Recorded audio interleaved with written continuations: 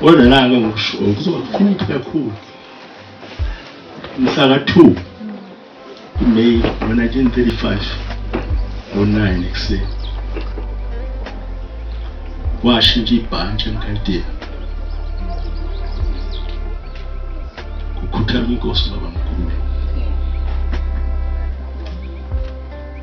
Izwi lenkosi engazi yilelo kuphela. Owalanda umzimba babamkhulu emkhathini kwakumuntu ofunde kakhulu,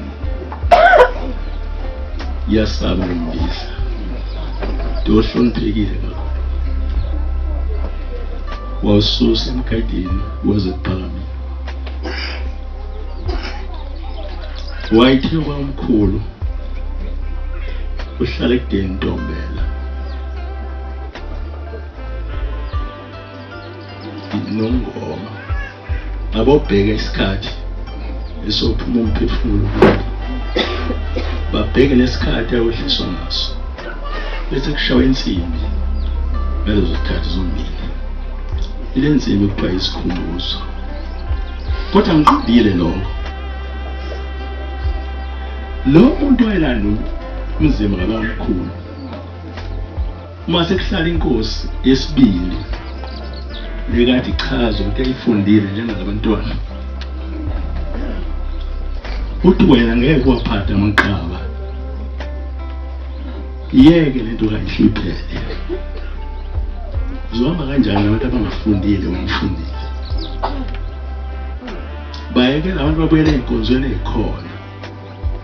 WaseMelika bele Amerika, waseLuthela bele Luthela, wasewesela bele Wesela.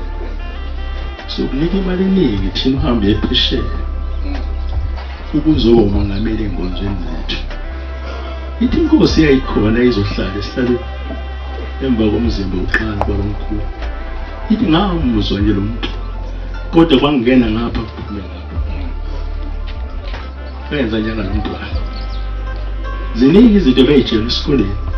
Hawu, ufunda kangaka kodwa uyiNazaretha, ibandla lamabhinca, kodwa bangena ngapha bekuphuma.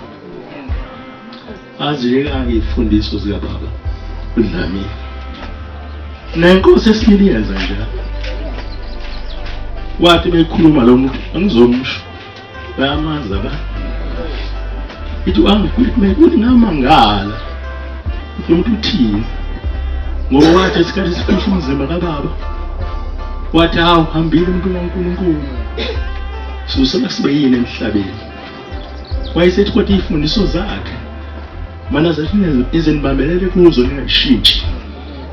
Kodwa message lelo babamkhulu enhlabathini uthi yeke lenkolo iphele ingabi khona. Uma wayiyeka ngabe zikhona nezifundisi ezemaNazaretha ingakho. Namhla siku oh yeah